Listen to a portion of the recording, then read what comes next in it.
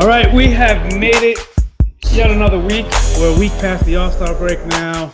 We're going to talk some fantasy baseball. I'm Andy Singleton, People's Pet on Twitter. This is RotoRX. That's Tehol. Make sure you follow him on Twitter at Lord Beddict. Sir, how are you? I understand you're in transition. I personally thought I was going to see you announced as one of the people at the Republican National Convention. I was surprised, and maybe you still will make an appearance, but how are you otherwise this week?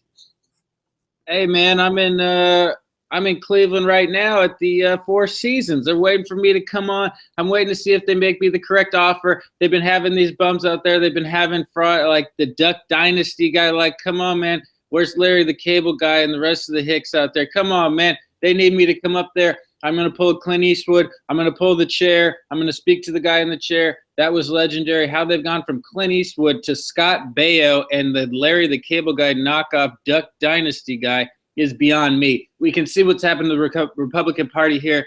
I'm the only one that can save them at this point. Lord, that's all they can do. That's all they can hope for. They're going to have to give me a big-time offer, though. That's all I can say right now. I can't talk about it.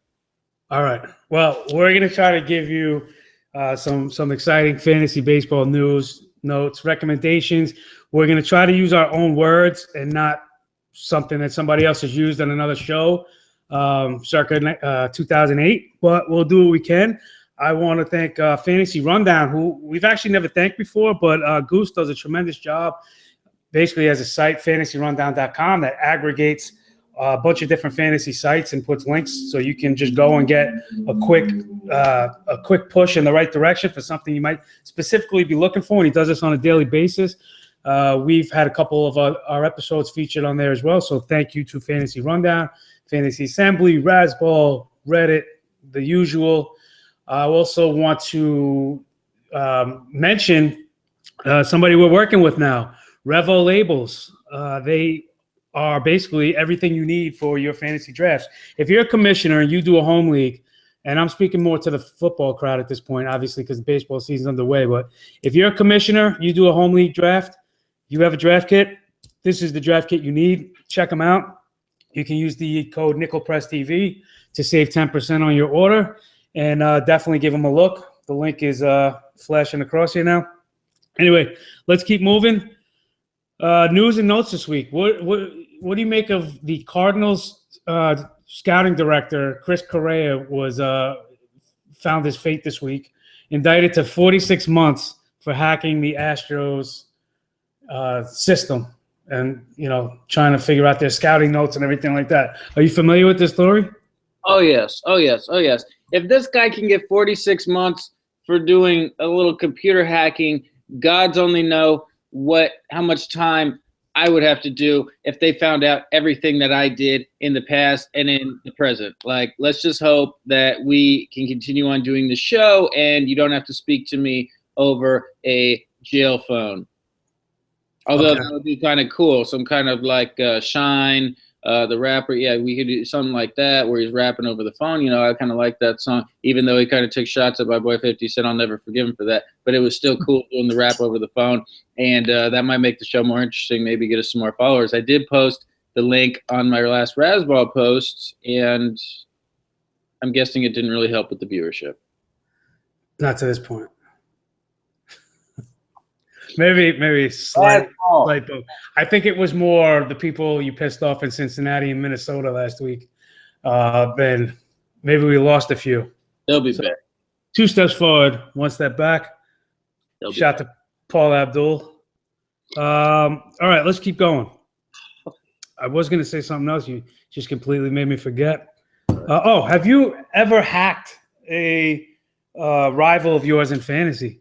Have you ever tried to hack their computer to figure out what their waiver wire, like if you were a commissioner, have you ever cheated and taken a peek at, things you probably, if you were on the level, shouldn't have taken a peek at? Like who had claims in and for what dollar amount, things of that nature? No, I have done a couple of low down kind of things that I'm not proud of a few years back. It ended up being kind of my exit to the league. I couldn't resist. I don't know what happened. I had in the legendary season. I did have access to this guy's team. Somehow he was drunk one night. I gave him password. I don't want to really get into specifics, because I could get shot over it. But All right. The answer is yes. I have done some hacking, and Okay. All right. Most of my life. Well, we'll leave that alone. Speaking of other punishments, if you withstood the D. Gordon fallout, give yourself a high five. It's a week from today. He should be able to be reinstated and come back for the Marlins, and he's sorely needed for fantasy teams at second base and in the stolen base department, average as well. Aroldis Chapman, one of your favorites, all-time favorites, 105 miles on the gun. I think this is like the third time in his career. And he did it like 2 or 3 pitches in this game.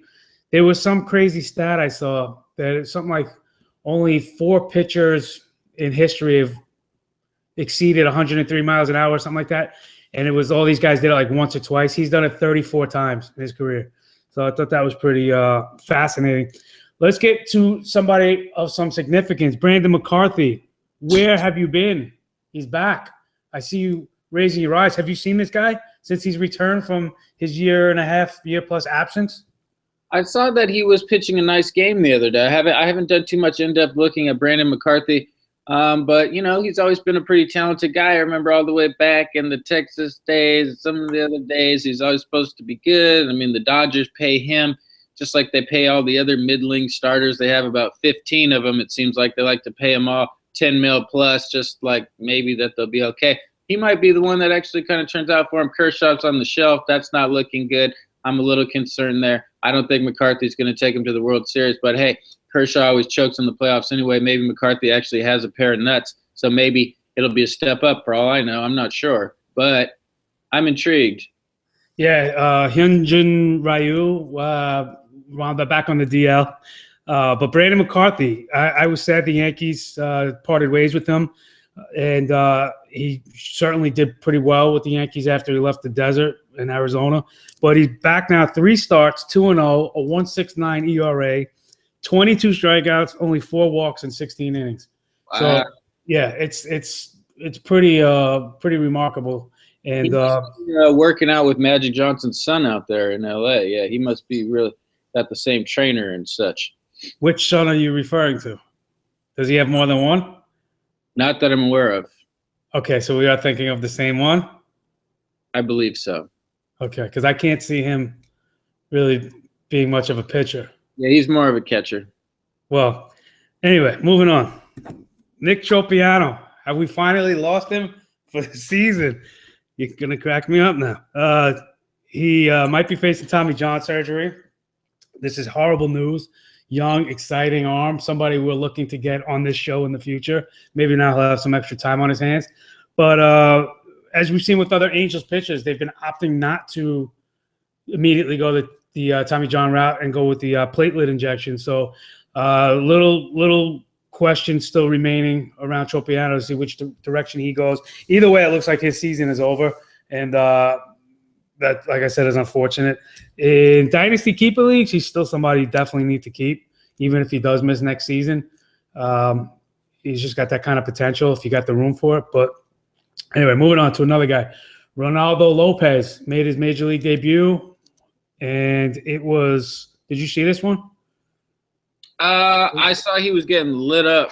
It was a little all over the place. He gave up a bunch of hits, a bunch of runs, but he struck out 9. Okay, so that's all I need to see. Then that's all I need to see from these young pitchers. I mean, I did buy in a little bit on dudes like Cody Reed and some of these other guys, and you just get Archie Bradley, and I mean Archie Bradley's been okay his last couple of starts, but Cody Reed, I mean the dude's Ks were off the chain, but he's just getting lit up, man. I mean, so we'll see if it's kind of similar. This guy's a similar route, or if he's a little bit better than Reed. But yeah, I'm always buying on those guys and giving them a shot, because if you get in that kind of K numbers, I mean, the potential for those monster starts is there, and that's what I'm all about, man. Right. I think you can try to harness the control, but if you're a control pitcher, you can't find Ks. So you like to see the K number up, but we'll see what happens with him. He's been pretty good throughout his entire season in the minor leagues, and probably going to be back and get a couple starts here or there throughout the season. But one of his teammates, I want to give you the floor on this, because I don't remember how long ago it was, but you made a proclamation that this is the absolute best player in baseball, bar none. Speaking, of course, of Bryce Harper, where has he gone? He's just completely fell off the face of the earth. I have him in probably the league I'm doing most horribly in, which is a category Roto League, and he was obviously my first round pick. And I've gotten offers for him over the last couple of weeks over the All-Star break, and I've ignored him because you just think like this guy has to get hot again, right? What's going on with him though? Yeah, it's quite odd. I mean, I believe maybe I said he's the best player, but I think you made the proclamation of him hitting 60 home runs this year. I could be wrong. That might have been another show I was on. But I think he I don't know. I mean, he's stealing bags. I mean, early on, I thought like with all the walks and all the intent kind of pitching around him, I thought maybe that was getting in his head a little bit. But that's kind of been there, done that. I mean, the team is succeeding, so it's kind of odd that he's not like the sole purpose. I think he's still. I mean, he's been stealing a ton of bags. I mean, overall, I mean, I feel like he's towards his career high in that. If he's not already there, I don't know what his career high is, but he's got to be on pace to break that. And, you know, he's going to get red hot at some point. That's just what these guys do. People give up on guys like Stanton. People give up on these guys. Last year it was Cargo. People give up on these guys, and then, you know, they do what they do, and they catch fire. So he's going to get on a scorcher. I have no doubt about that. He needs to cut the hair a little bit. It's getting a little high there. It's getting a little out of control, kind of like mine right now. That's why I'm going straight to my barber. He's the best there is. But Bryce Harper needs to go see that guy too, and it might help him out because he's looking a little foolish there with the big whatever you want to call it, man. He can't pull that off anymore. Okay. Well, it's nice to see him healthy and playing. Well, you know, it seems like he had 19 homers after the first month of the season, and he's still at 19 homers. So maybe why that dude projected 60 for him. I'm not sure who it was. Might have been me. I got to go back and look. I got to go check the annals because I don't recall that, but I'm not saying you're incorrect. Okay. I just think if it were between the two of us, it probably likely would have been you saying that, not me with Bryce Harper. But maybe. Fair enough. You could be right. But it seems like Daniel Murphy is everything we wanted Bryce Harper to be. Yeah, what a signing. What a signing. What a signing. How did the Mets let that guy walk? He just finally figured it out. I read articles on how the power increase was not just a false advertising there, that he did make some changes that was going to lead to that being more legit. And it turned out to be totally true. The guy turned out to be a bargain there. What a pickup. The Mets look kind of foolish. Luckily, Neil Walker been playing much better than anyone would have ever assumed for them, at least early on. But still, it's not a good trade-off. Yeah, we know. You really tailed off. But, yeah, it looked good beginning of the season. Now it's looking completely one-sided, and that's in the Murphy favor. They should have signed the Cuban dude, man. What are they doing out there in New York? They're still feeling the residuals of that Madoff scam, and the owners still are broke and shit. I mean, they still can't afford these guys, man. I mean, Madoff, these guys are just lucky to still have the team, man. You're the Mets. This team should be worth like $4 billion. What are they doing? Get some money. Get some new investors. Start paying out the guys. Come on. Yeah, that trade you mentioned, you're talking about Yulesky Gurriel, who wound up signing with the Astros, which really kind of, I'm not going to lie, pissed me off because I'm waiting for Bregman to come up, who has done everything in his power to prove that, he can handle promotion at this point. So that only clouds the situation. I don't think it completely, puts an end to any Bregman to the bigs this season, but it certainly is just another bump in the road, at least, because Gurriel's already, 30 years old and established, and 32. A veteran. So, they didn't sign him to be in the minors is basically the point. So, again, that's somebody else in the way. I was mentioning Bryce Harper and trades, and the Major League trade deadline is coming up. A lot of fantasy trade deadlines are coming up. I'm just going to give you an example of trades that you can't be afraid to make in a Dynasty League that I'm in. I've mentioned this before, 16-team league, deep rosters, 15 minor league rosters, so a 40-man roster in total. I just recently moved Raul Mondesi and Jacob Faria for R.A. Dickey, which you probably, like I pretty much got chastised for this, but I'm in first place right now. and I need somebody that can help me now. And you got to look at what your trade market presents and who's willing to trade players, what players are willing to be traded, and what you can do to help your team in this particular situation. Of course, this obviously applies mostly to dynasty and redraft leagues. I'm not redraft, dynasty and keeper leagues, but you can't be afraid to pull the trigger just because it looks like that's not the best guy or that's not the guy I want. You might have to settle depending on what situation your season is in. Would you agree with that, or would you still rather run the risk of missing out on the playoffs because you didn't like the player and maybe perhaps the only player you would be able to acquire in a trade? No, I think you did the right thing there. The guys you gave up, like, who knows if they're able to evolve into anything. Maybe they do, maybe they don't. I'd lean towards they're not going to be stars of any kind. If you need Dickey, if you need this to get it done, what you need to get done this year, make things happen, kudos to you. Nice move. Well, thank you. And for those wondering why R.A. Dickey, again, he was really the only thing that presented itself. And if you've seen this guy, he's going to go out every fifth day and start, barring some completely unforeseen thing. And, he's somewhat reliable in that regard and in that department.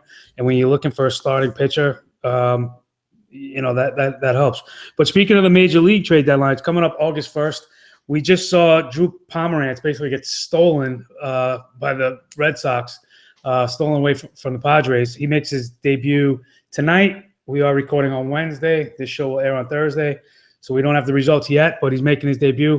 And that kind of speaks to what we were just talking about with the fantasy trade. They gave up Anderson Espinosa, who is a highly regarded prospect, but still just in low A ball.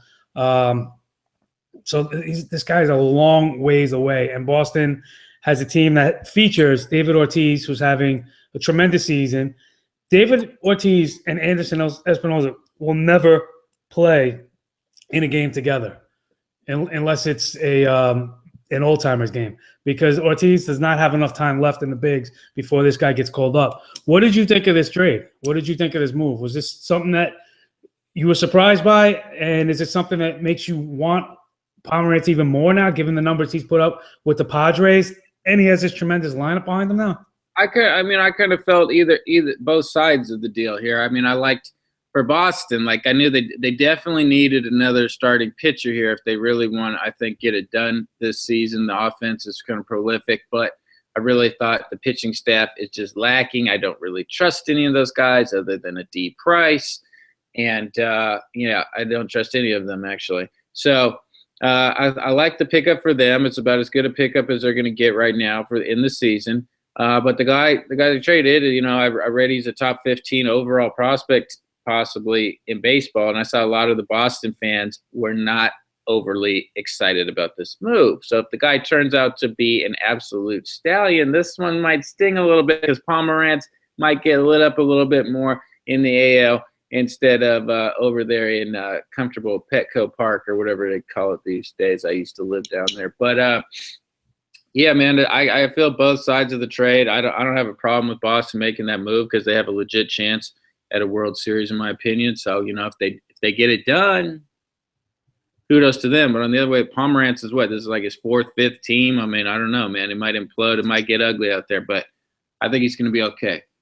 Yeah, he's been pretty solid all year. Earned himself a trip to the big game, right? So I think this is a move you have to make, and I tweeted out, you never not make this trade.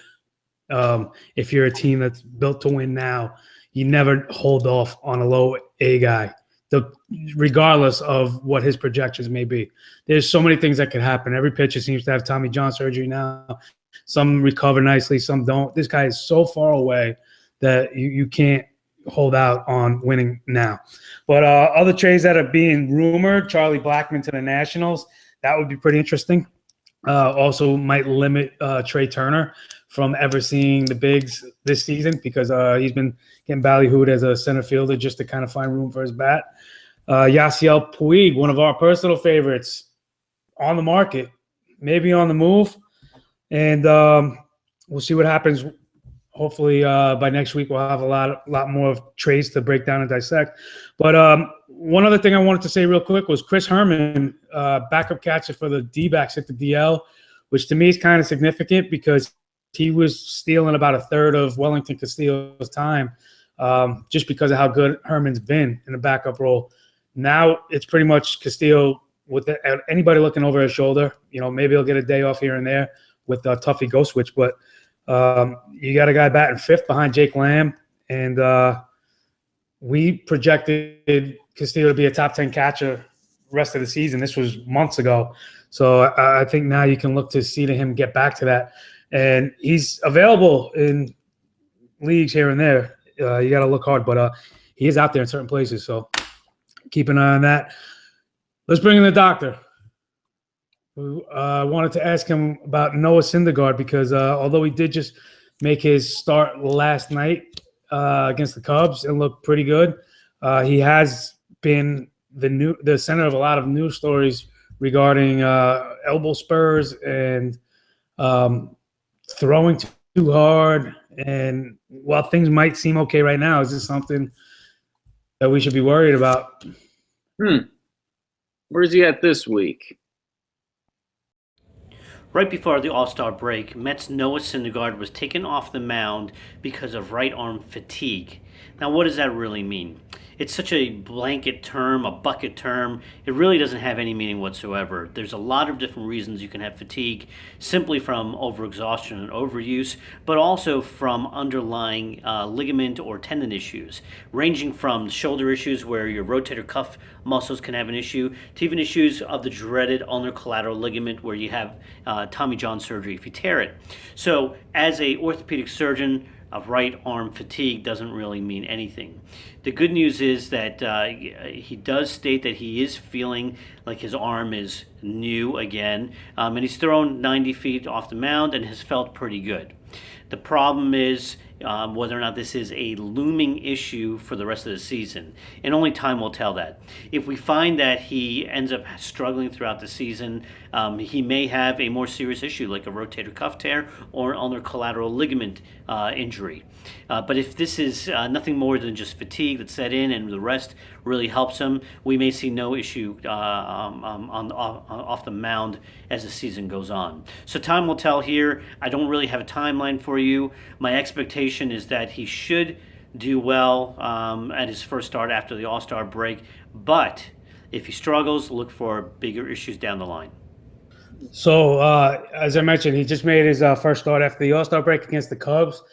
Fell an out short of 6 innings and a quality start, but he did look good. He held them to 1 run, which got charged to him, even though it was on a throwing error from the catcher, Rene Rivera. But what I hear in New York is that he's going to limit his bullpen sessions. He's basically throwing almost every day in between starts, it seems, and he's going to cut back on that. But he's not going to change his delivery or his approach, and it's still going to be max effort every pitch. So again, hope for the best, but I'm not trying to raise any flags or any alarm, but just something to monitor. So you sound like a pessimistic Mets fan. You know what? It's not. I'm first of all, we know I'm a Yankee fan, not a Met fan, but Syndergaard is pretty much the anchor to my playoff dreams in fantasy. So I just feel like exactly that. I'm going to get the number 1 seed and then go out like the Sonics to Dikembe Mutombo. So anyway, now that I got rid of you, let's talk about some baby boomers. Have you ever heard of Max Schrock?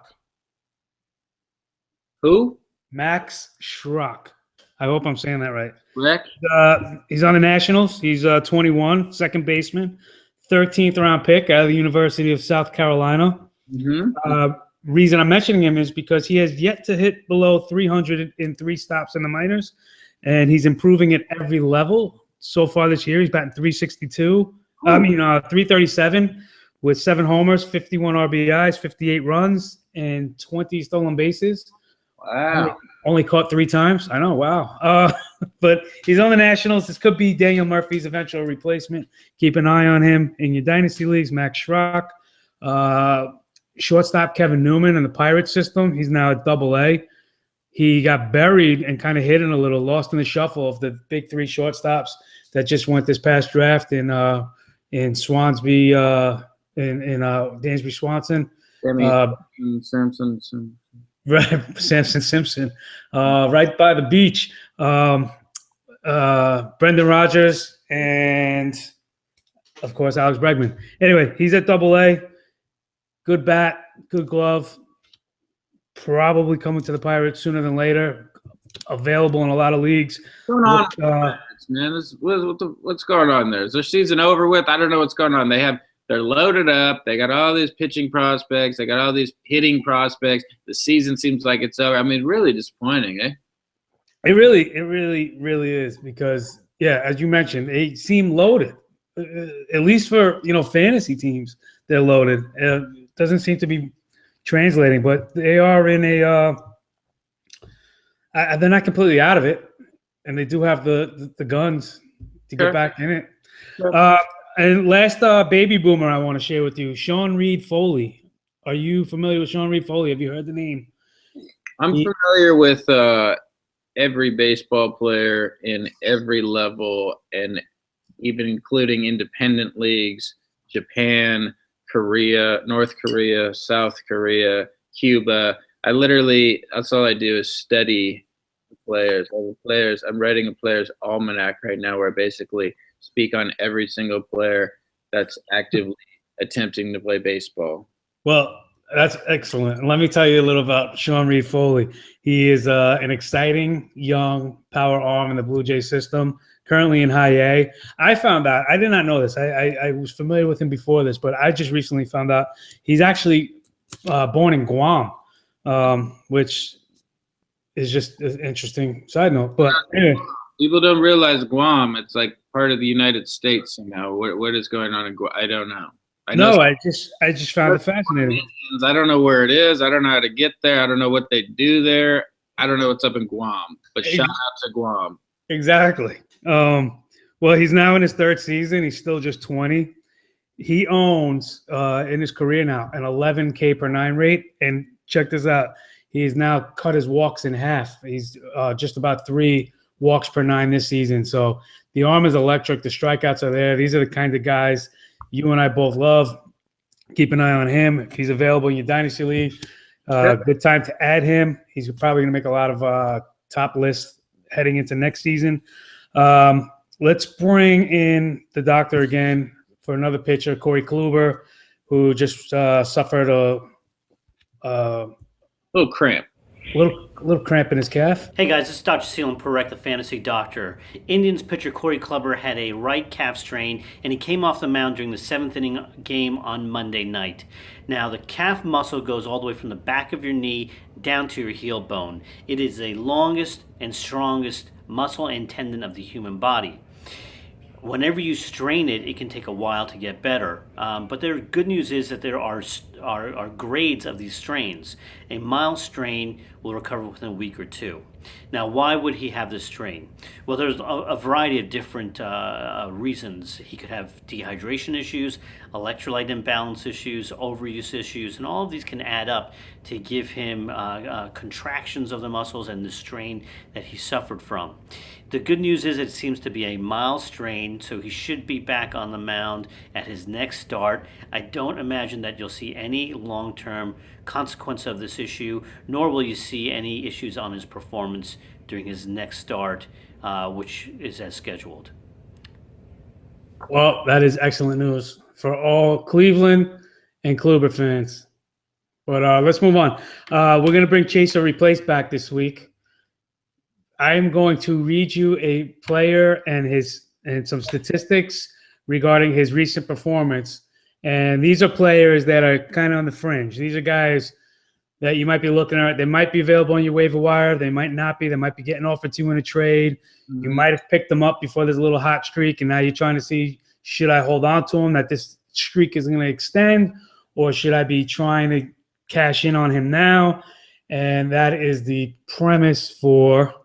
I don't chase them, I replace them. I don't chase them, I duck them, I replace them with another one. Trayce Replace. All right, Mike Leake, his last 2 starts Mhm.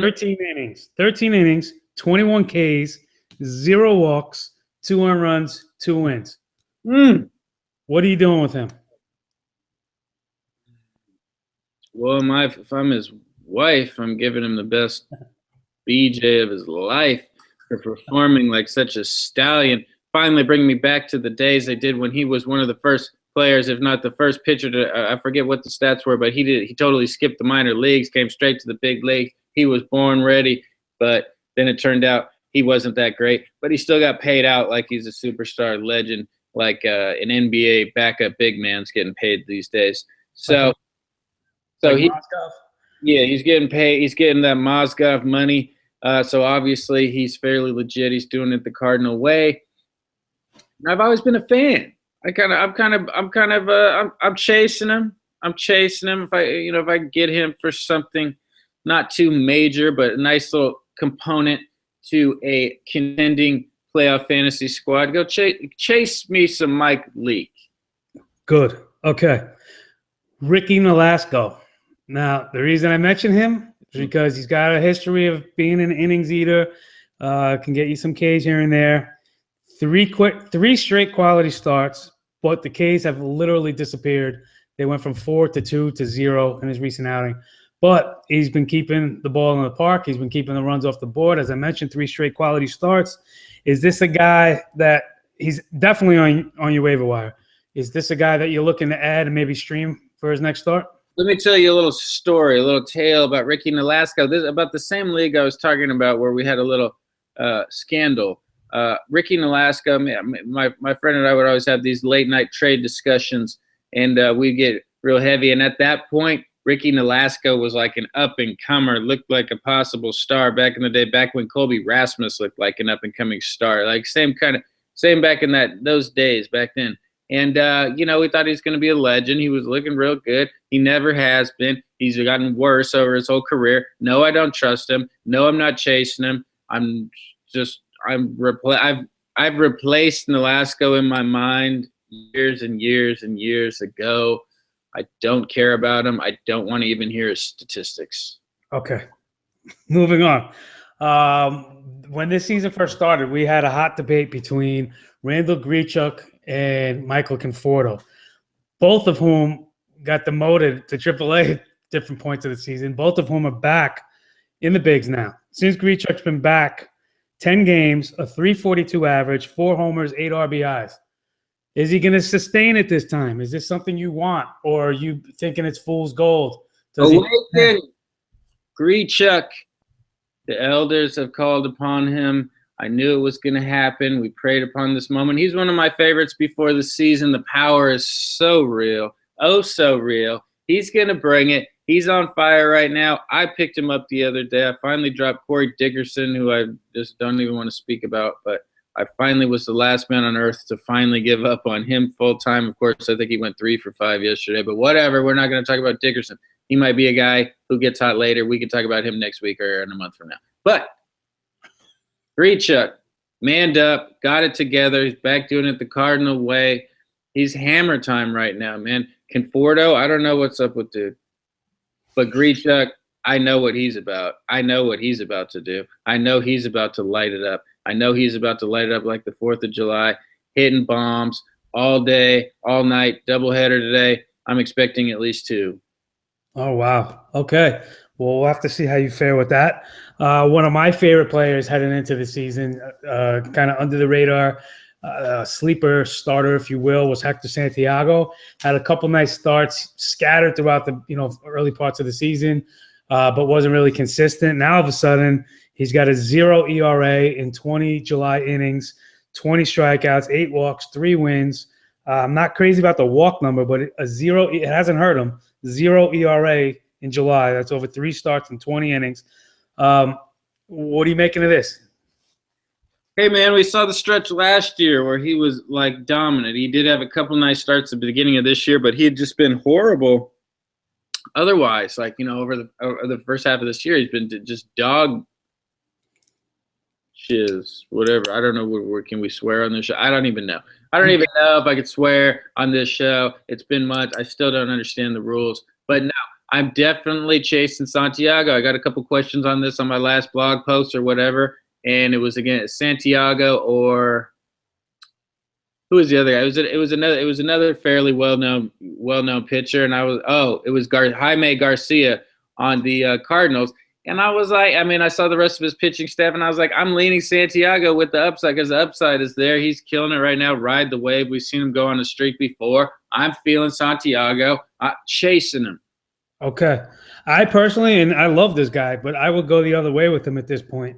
If somebody's willing to give you something, I mean, if you can upgrade from him, I would do it. If somebody's going to offer you a similar name, then I think you're better off with them. But Justin Turner, reason I have him on this list is because he's never somebody I've really been enamored by. I know he had a great season last year. I know he's in a lot of productive fantasy lineups, but I've never really seen him as anything more than just a utility role like he occupied with the Mets before he went out to LA. But he's starting to turn, he's got good numbers for the season. I shouldn't say he's turning it around, but he's starting to really, really increase his line across the board. In June, he's batting .286 with 8 homers and 23 RBI. So far, July, 327 average, 4 homers, 11 RBI. So just those last 2 months alone, you're looking over 300, 12 homers and 34 runs in just, a month and a half plus. Is Justin Turner a guy that you think maybe you could pry away from somebody who's not realizing his value, somebody who, kind of categorizes him like me that maybe thinks you're overpaying? Or is he somebody you think, all right, the numbers are nice, but not somebody I really want?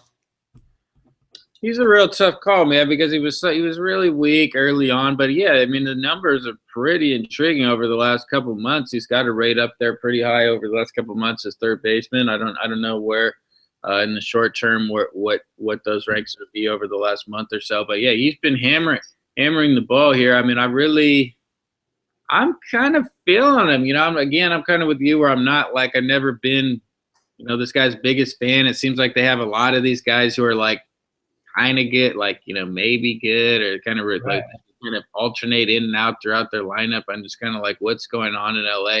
I don't know. But yeah, I'm kind of feeling him. I mean, it just depends on what you got to give. I'm not necessarily chasing him, but if you can kind of sneak him in there for, I don't even know what would be a fair trade for that guy right now. He's really hard to but he was hot. He was really hot, and I think he's still hitting pretty well. I'd consider chasing the guy. What if you already have him in your lineup? Would you try to cash out on him now? Again, it's all relative. I would have to see what I was being offered depending on team needs. If I didn't have another option at third base to plug in for him, I'd be a little hesitant. The upside is fairly intriguing. I'd probably be tempted to ride him out. Okay. One of his new teammates, and this is the last guy I got on his list, you should be familiar with because he came up in the Mariners system. Chris Taylor, pretty highly regarded, thought to be possibly the answer, as we've seen many have possibly been thought of to be the answer at shortstop in Seattle. He's playing second base now for the Dodgers, and he's picked up something ridiculous like 5 or 6 hits in his last 2 games. So is he the future? They've moved Howie Kendrick to the outfield to accommodate him now. He's kind of replaced Chase Utley, who's been quiet in recent games. So is Chris Taylor potentially the future at second? No, it's funny. I had a couple questions out of nowhere that like involved Howie Kendrick on my blog the other day, and I was like, "What is Howie Kendrick? What is this guy like?" I used to kind of think he was cool like 4 years ago, and this guy. Why would you want him in the outfield? Like the numbers aren't even like cool as a second baseman, let alone in the outfield. Like what are I don't know what the Dodgers are doing. They've got Utley, they've got Kendrick. Now they want Chris Taylor. Chris Taylor, I was a fan of. I mean, he was a solid hitter. Like he hit around 300, I think, for the one season he was up, and then he just fell off like a bad bag of dough. I don't know what he's gonna do, man. I don't. There's nothing exciting there. There's no power. There's no speed really. Might hit for a decent average. I don't know what the walk rate is, but I mean, he's just like a decent singles hitter, in my opinion. I don't see anything exciting happening there. If he sticks at second base for the Dodgers for a year or two until they get something better in there, whatever. But fantasy-wise, he's not really relevant to me. Well, this just completely worked out this way that we're going 3 Dodgers in a row. But one of the reasons Kendrick has been in the outfield is because Trayce Thompson has been on the DL. So let's bring the doctor back in for an update on Trayce Thompson and his back injury, which has landed him on the DL.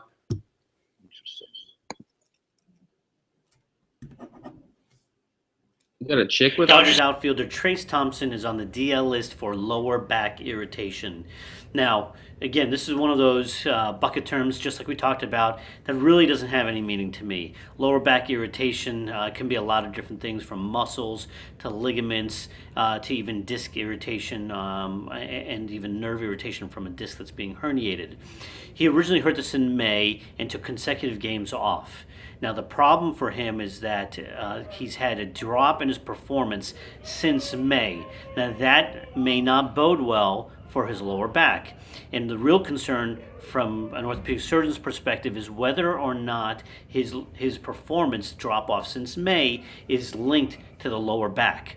Now, as an outfielder, throwing the ball can be an issue because you got to twist through the lower back, and that can cause a lot of problems if you already have muscle, ligament, or disc or nerve issues. But the other side, on the offensive side, it can be a big issue too, because as a batter and you're swinging aggressively through the swing at home plate, you put a lot of strain through that lower back. And again, if you have a lower back issue, all you do every game that you play is irritate this even more. So the drop in performance is what has me more concerned about his lower back than anything else. So he'll be on the 15-day disabled list. During that timeline, he'll get a lot of physical therapy, a lot of performance training, probably get some anti-inflammatories, and even have imaging done to make sure there's no disc or nerve problems. This is an ongoing situation, and we'll see how it resolves, but hopefully when he returns, he will not have any serious consequence. If you see a continued issue with his performance, then get worried about the lower back and more of a longer-term issue. It just, while listening to that, it just made me think, have the Dodgers have any worse luck with their outfield?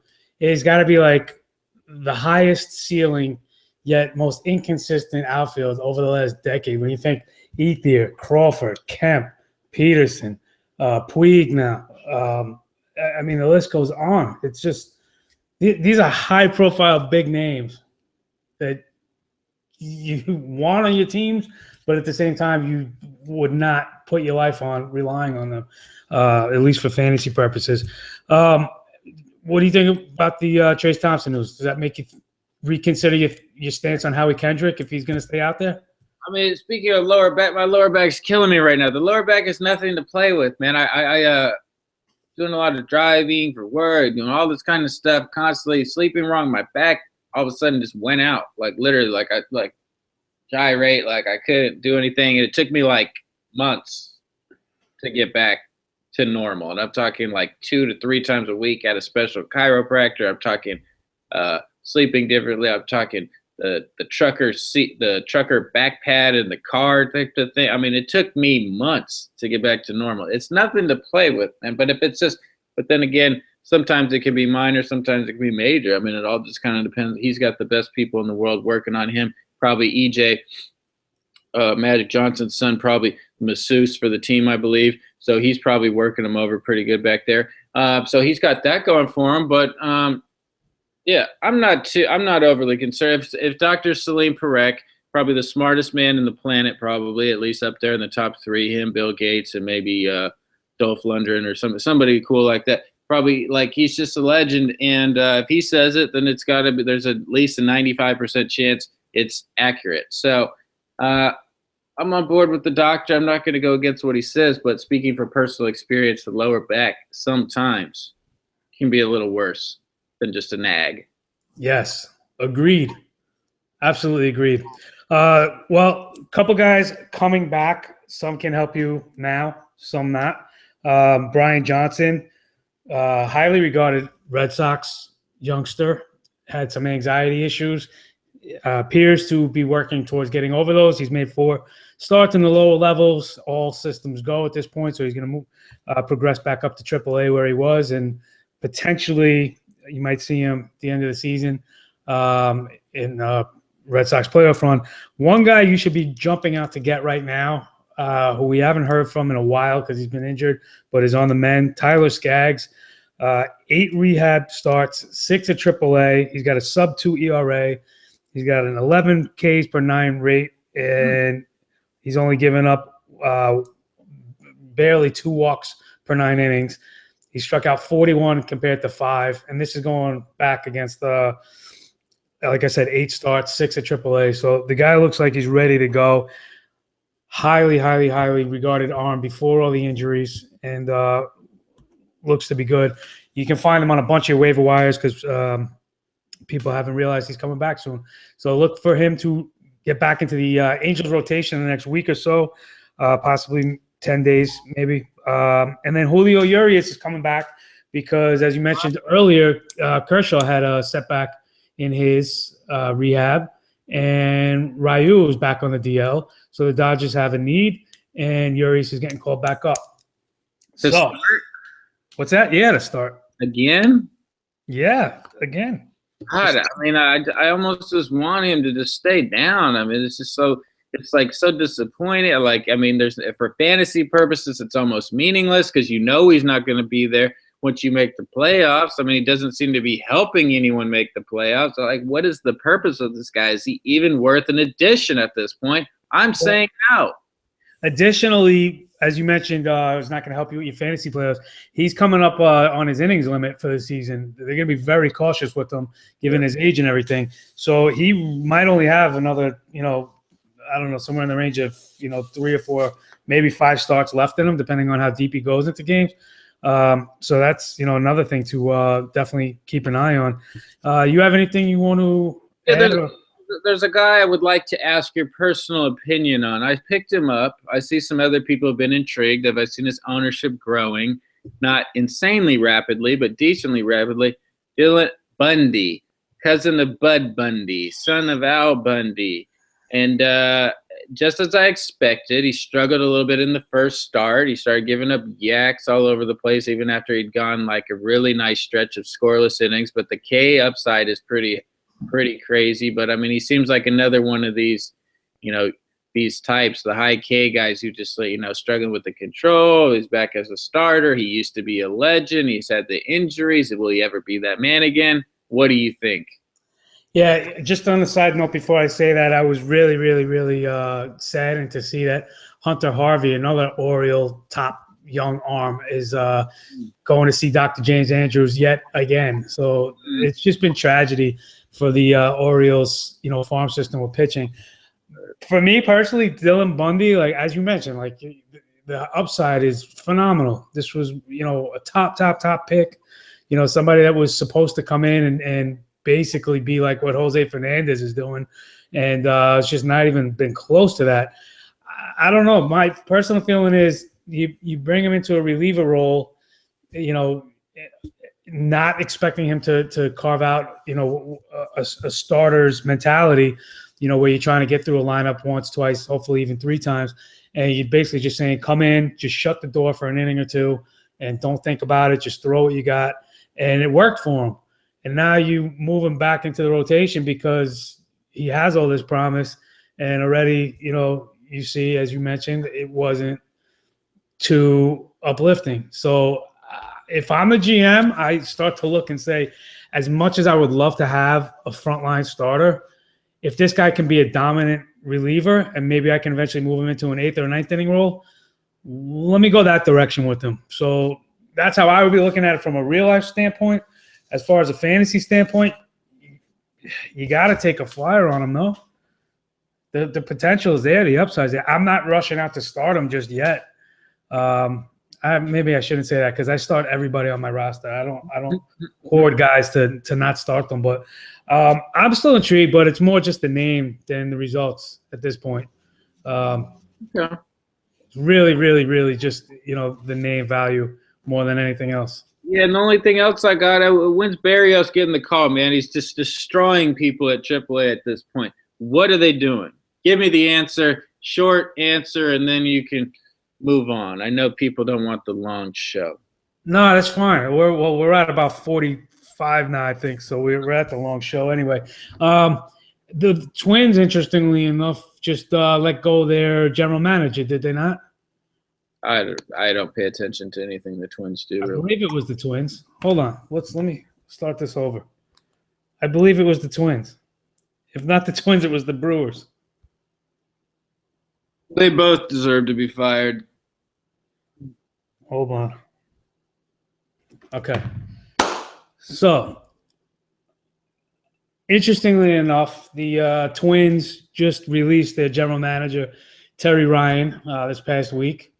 So that's kind of an admission that, hey, we're not really quite sure what we're doing with all this young talent we have and how to develop it. You're talking Berrios, you're talking Buxton, you're talking even Max Kepler now, who's starting to pound. You got Danny Santana, who showed some promise.